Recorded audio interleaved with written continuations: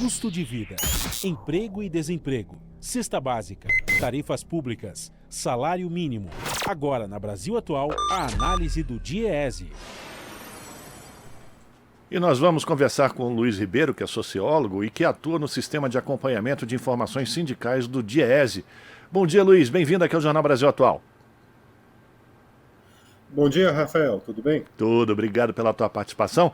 A gente vai falar sobre o resultado que foi apurado com relação às negociações salariais. As categorias com data base em outubro apresentaram, até o momento, os melhores resultados de negociações e reajustes de 2022. Cerca de 60% dos 258 reajustes nessa database foram analisados até o dia 10 de novembro, resultaram em ganhos acima da inflação nos 12 meses anteriores. Outros 20,5% resultaram em recomposição de 100% do INPC, e o que totaliza cerca de 80% de reajustes em valores iguais ou acima da inflação. Luiz, na sua avaliação, o que levou a esse resultado tão positivo? Então, Rafael, esse resultado ele é muito de dois fatores, né, principais, né? O primeiro fator é que nós temos uma inflação que está em queda, né? A inflação acumulada em 12 meses, ela está em queda, ela vem caindo desde setembro, se não me falha a memória, né? Faz mais de 3 meses. E isso tem resultado em índices mais baixos que são mais fáceis de serem negociados na database. E o segundo fator é que, né, as negociações do segundo semestre elas costumam ser mais fortes, né? Elas envolvem mais categorias com alto poder de mobilização, então já era naturalmente esperado resultados melhores no segundo semestre. Nós sempre esperamos resultados melhores no segundo semestre, né? E com essa taxa de inflação mais baixa, a gente tem observado, então, resultados bem positivos, né, para o conjunto dos trabalhadores. Agora, Luiz, isso que você falou é muito importante porque são datas bases com categorias mais organizadas, o que demonstra mais uma vez a importância dos trabalhadores se organizarem em sindicatos para conseguirem ter melhor poder de negociação. Aqueles sindicatos mais fracos que não conseguem ter essa mobilização, normalmente acabam tendo resultados piores, né? E isso é uma forma também de todos os trabalhadores se conscientizarem, apesar de todos os ataques que foram colocados contra o movimento sindical desde o governo Temer. É verdade, a gente não pode descartar, né? Quanto mais forte uma entidade sindical, mais forte a negociação e melhores são os resultados, né? Melhores são as garantias, né? E não só as garantias econômicas, as garantias sociais, as cláusulas sociais dos acordos, né? Elas são importantíssimas, né, para o conjunto dos trabalhadores, e isso é resultado de negociações mais fortes das categorias mais bem organizadas, né? Agora, quando a gente fala de sindicatos mais fracos, não necessariamente é um problema estrutural do sindicato, né? Às vezes é o próprio mercado de trabalho que não possibilita ter um sindicato mais forte, né? Temos categorias que têm um nível muito grande de precarização de relações de trabalho, uma rotatividade muito alta, né? Então, essas categorias, infelizmente, elas não conseguem constituir sindicatos muito fortes, né? E, nesse caso, tratando especificamente dos reajustes, né, nesses casos, portanto, é importante ter uma volta da valorização do salário mínimo, que a gente não vinha observando nos últimos anos, né? Com uma política de valorização do salário mínimo, essas categorias que têm menos poder de mobilização, por fatores esses que acabamos de elencar, essas categorias elas acabam sendo positivamente influenciadas, né, pelo aumento do salário mínimo.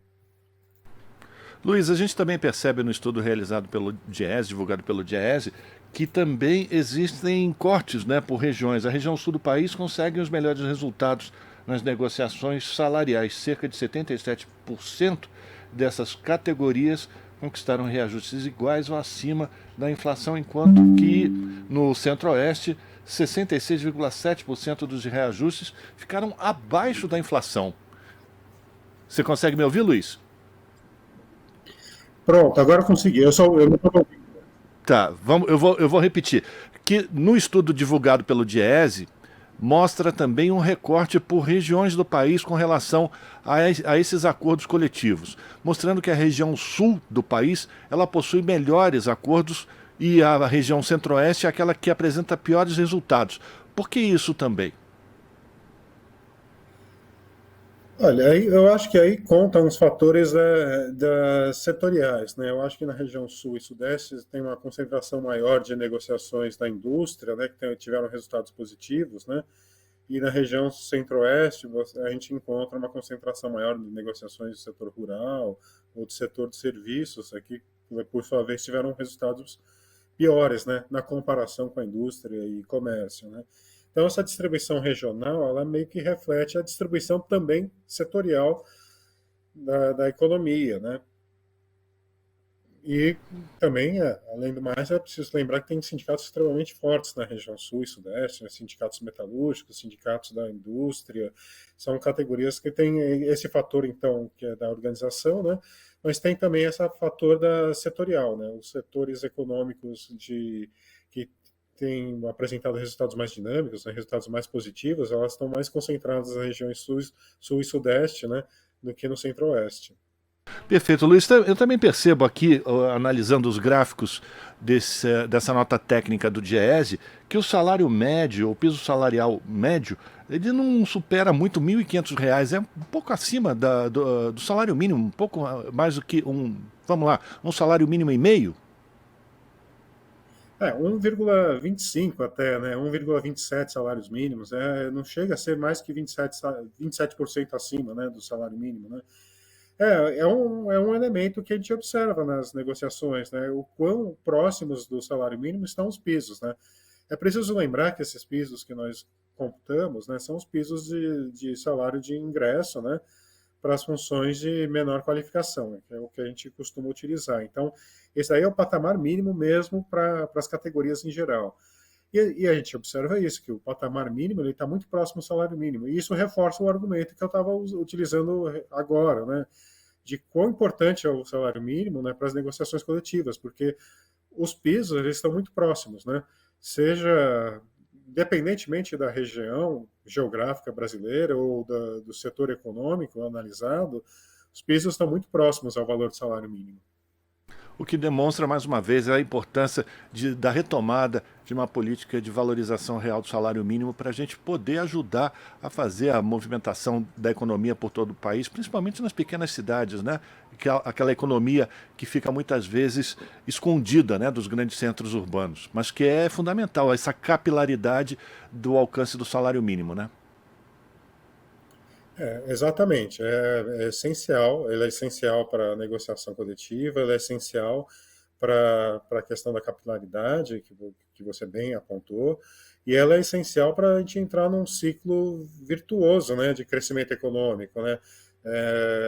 Ao aumentar a renda do trabalhador, você aumenta a demanda por produtos, aumenta a produção, aumenta o emprego, então a gente entra num ciclo virtuoso, ao contrário de quando se adota políticas recessivas, né, como redução dos salários. Então, a política de salário mínimo tem efeitos muito positivos, não só na negociação coletiva, assim, de imediato, mas também como um fator que estimula o crescimento econômico e a geração de empregos, né? Perfeito. Quero agradecer a participação do Luiz Ribeiro, sociólogo, que atua no sistema de acompanhamento de informações sindicais do DIEESE, falando com a gente aqui sobre as categorias com database em outubro que apresentaram os melhores resultados nas negociações de reajustes salariais no ano de 2022. Luiz, muito obrigado pela tua participação, um abraço para você e a gente volta a se falar. Obrigado, Rafael. Um abraço. Conversamos com o Luiz Ribeiro, aqui no Jornal Brasil Atual. Estamos apresentando Jornal Brasil Atual. As notícias que os outros não dão.